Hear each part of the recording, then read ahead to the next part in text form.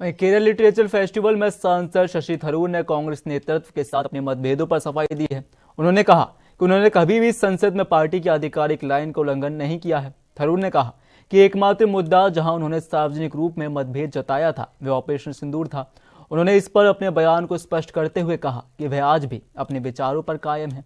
उन्होंने कहा कि हमले के बाद उन्होंने पाकिस्तान के खिलाफ सीमित कार्रवाई का समर्थन किया था, जो बाद में भारत सरकार ने भी अपनाया। थरूर ने यह भी कहा कि जब राष्ट्रीय हित दांव पर हो तो राजनीतिक मतभेदों से ऊपर उठकर केवल देश का फोकस होना चाहिए। उनके अनुसार भारत के लिए यह समय देश हित में एकजुट होने का है। जैसा कि पंडित नेहरू ने कहा था, अगर भारत मरता है तो कौन जिएगा। I was here to discuss the Constitution and not politics. But let me say very clearly, if you look at any of my public statements and record, I have at no stage violated any of the party's positions in Parliament. The only issue on which there's been a public disagreement on principle has been about Operation Sindoor, where I did take a very strong stand. Let me say to all of you that I remain unapologetic about that, because after Pahalgam happened, I myself, as an observer and commentator, which I also am.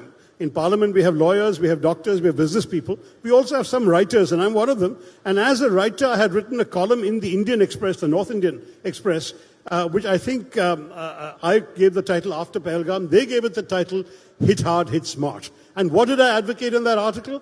I said, number one, this cannot go unpunished. There has to be a kinetic response. In other words, we have to hit them. I said, equally, we are a country focused on our development. We do not want to be dragged into a prolonged conflict with Pakistan.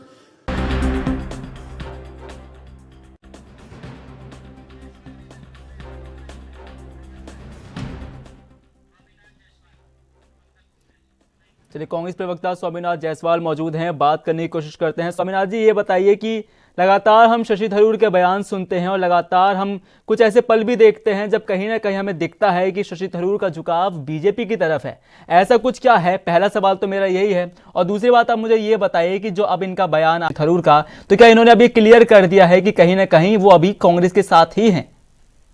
नहीं, वो कांग्रेस के स्थापना दिवस पर भी वो सच के आए थे। निरंतर हर प्रोग्राम में, चाहे CWC मीटिंग में है तो आते हैं जी। और कई तरह का आदमी बहुत भावात्मक थोड़ा रेस में अलग तलग थोड़ा पड़ जाते हैं। बात को इधर उधर का कहना भी पार्टी के शीर्ष नेतृत्व के खिलाफ पड़ जाता है। कुछ तो उसको लगता है कि पार्टी के ग्राउंड से अलग न जाए। कोई भी जिस संगठन में रहता है उस संगठन के प्रति उसकी रुचि और निष्ठा, और उस संगठन ही उसकी माँ है।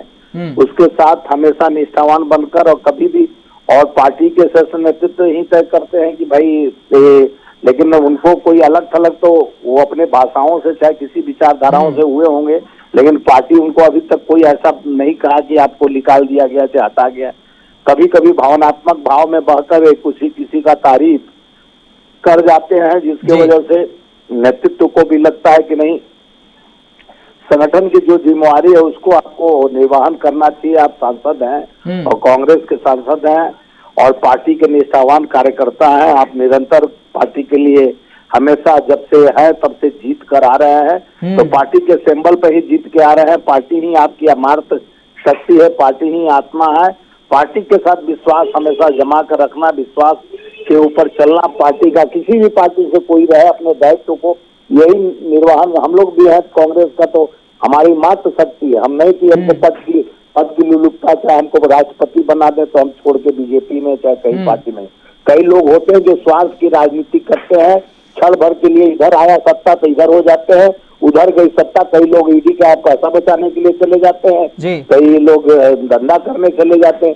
जो निष्ठावान कार्यकर्ता वही रहता है, जो ईमानदारी से रहता है, अपने गांधी के सत्य अहिंसा के विचार और नेहरू के विचारधारा और इंदिरा जी और राजीव जी के विचारधारा और कांग्रेस के विचारधाराओं को लेकर आगे अपने जीवन में संकल्पित रहता है कि कांग्रेस ही हमारा आत्मा है। कांग्रेस भी तो साथ दे सर, कांग्रेस भी तो साथ दे। हमने देखा कि केरल बैठक में जहां पर तमाम बड़े नेता कांग्रेस से थे, वो वहां पर शशि थरूर वहां पर मौजूद नहीं थे। जब बड़े नेता वहां पर थे तो शशि थरूर गायब थे। ऐसे में जब हम बात कर लें, जब स्टेज पर राहुल गांधी जाते हैं, तमाम बड़े नेताओं के नाम लेते हैं, पर वो शशि थरूर का नाम नहीं लेते, तो कहीं ना कहीं कांग्रेस भी तो अब अपना पल्ला झाड़ रही है ना शशि थरूर से। नहीं, पल्ला झाड़ रही है, लेकिन उनके कोई सही गलतियां, इसको देखिए, पार्टी ही शीर्ष नेतृत्व ही उसको खत्म कर सकता है जी। हम चाहे कोई और नहीं कर सकता है।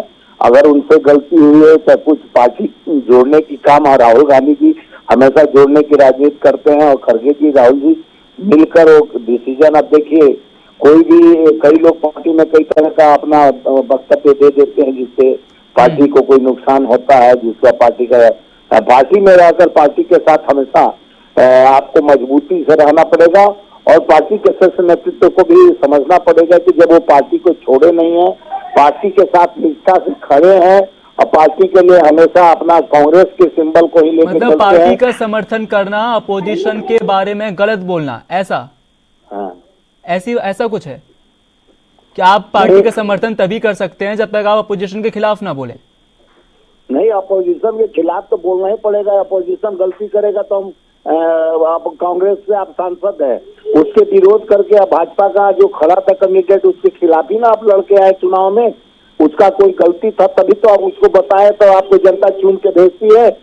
अगर आपके तमाम नेता गलतियां गिना रहे हैं, शशि थरूर अगर अच्छाइयां बता रहे हैं, तो वहां दिक्कत क्या है?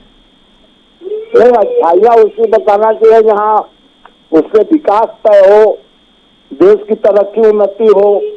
जिस तरह से धर्म की आड़ में राजनीति अरे सर, जहां ऑपरेशन सिंदूर की जहां पर तारीफ कर रही थी पूरी दुनिया, वहां पर शशि थरूर बीजेपी के सपोर्ट में आते हैं, कहते हैं कि ऑपरेशन सिंदूर सही हुआ।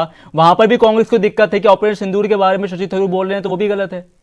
नहीं, ऑपरेशन सिंदूर तो हुआ, लेकिन ऑपरेशन सिंदूर का जिस तरह से अपने राजनीतिक ध्रुवीकरण हुआ जी, ऑपरेशन सिंदूर तो माननीय प्रधानमंत्री जी के खून की जगह पर उनके में सिंदूर भी बहने लगा। लेकिन उसका निर्णय क्या हुआ?